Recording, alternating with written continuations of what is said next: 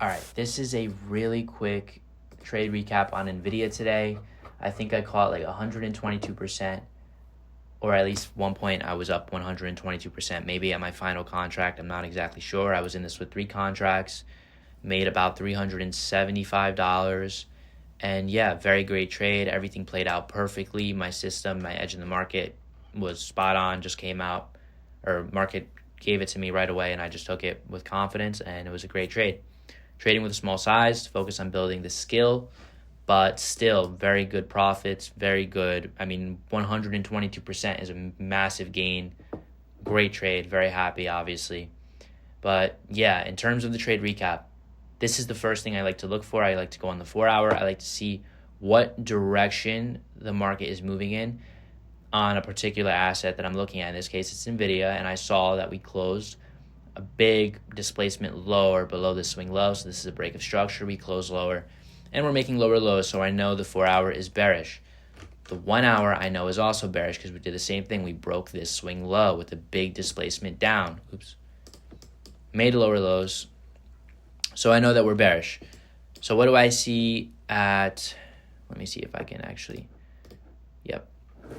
So what do I see at, what was this? This was 8 a.m.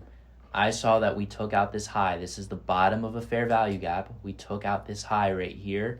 This is the candle closure. The next candle is going to open. And we took out this high. We closed below it. This candle opens a little above it, but it doesn't matter because it's the open, not the close. If I see price close above it, this trade for me would have been invalidated, and I would not have taken it. But because we just opened there, it was perfectly fine for me. So I see price come into this fair value gap. This is just an imbalance in the market. A fair value gap is just an imbalance. You have to understand the market moves from buying and selling, and when there's such heavy selling, the market can move down real quick, and because of that, orders can be left behind here. They're not filled, so when the market revisits, those orders can get filled and price can go lower, which is exactly what happened today. So we see price deliver out of this fair value gap. It respects it. It rebalances it, whatever word you want to use. It's all the same thing. We sweep out the high right here, and immediately I'm looking at the 5-minute because I want to see a lower time frame confirmation. I want to see a break of structure. So that's what we get. Where was it? Right here. Okay. So we break this swing low. This is a swing low. We break it. It's a relative low in price. It's a peak to the downside. We break it. We have a huge displacement below it, creating a fair value gap and imbalance in the market. That's a displacement in the market. It shows you the true direction of the market, especially when you see a sweep, which is just known as manipulation. You see manipulation and displacement.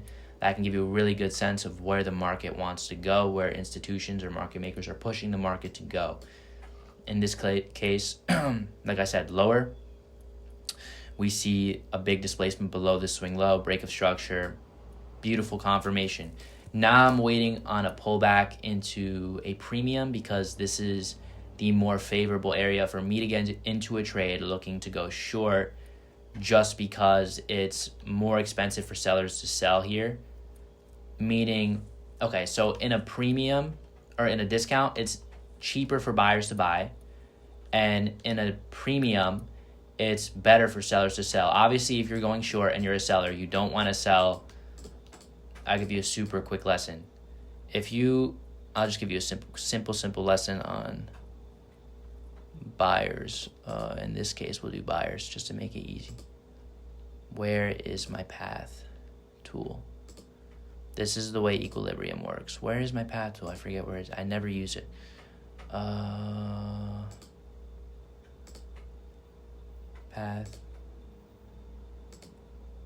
Bear with me. Oh, here we go. Okay. So this is the way a trend is supposed to work, textbook. Or not supposed to work, but this is the way you look at a trend, right? The trend is making... The trend is making... All right. The trend is bullish. It's making higher highs and higher lows. It's going higher, right? So you would take this equilibrium, or this is a fib retracement, but I just use it for my equilibrium. You would take it and you would draw it from the recent swing high to the recent swing low. We'll look at this one, for example. This is a swing high. Price peaked here, came lower. Peaked here at the bottom, went higher. And you could use this to draw out your equilibrium. So as you can see, when price comes into the premium where it's better for sellers to get in, this is where the selling pressure is going to really start to stack up, because smart money is obviously going to want to enter in a premium. You don't want to, get in here to sell and sell down here. You'd rather get in up here. Same thing if you're a buyer. If you're a buyer, you want to get in down here so that you could sell up here. You don't want to get in up here in a premium. This is where it's more expensive to get in if you're a buyer. You want to get in right here. So this is just a really quick lesson on EQ and why I like to use it specifically, just because I want to get a really good risk to reward. So I like to wait for a pullback into a premium because I'm going short. Again, if I was buying, I would look to trade down here in a discount. If I'm selling, I want to trade from up here in a premium.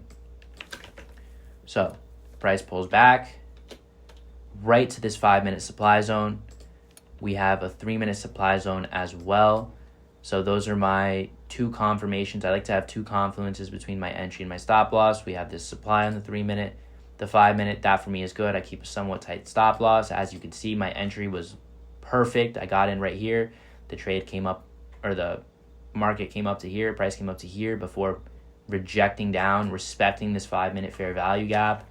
And after that, it was just, we moved sideways for a couple minutes and then we just dumped. And I ended up taking my first profit right here at this low, because this is a swing low. This swing low right here. And this swing low right here. And it was a really nice trade. I think the risk reward was like 3 on this trade. 2.97, almost a 3R. Perfect trade. Literally no drawback. It was like a sniper, just bang right there, and price just dumped. It was really nice. And the market actually did continue to go lower. So if I had more contracts, I could have taken profit at this low. I could have just targeted more lows. I only had 3 contracts here. I'm trading with a small size, like I said. But yeah, great trade. And this is why you got to stick to your plan. You got to wait for those days where the market's going to give you good setups. Don't take crappy setups on the days that the market's not giving you anything good. Don't force trades that aren't there. Stick to your plan, stick to your rules, and just be patient. This is a really nice trade. We're going to keep staying consistent, keep staying disciplined, respecting our rules, and just become consistently profitable. That's the goal. So I hope you guys all have a good day. God bless and amen.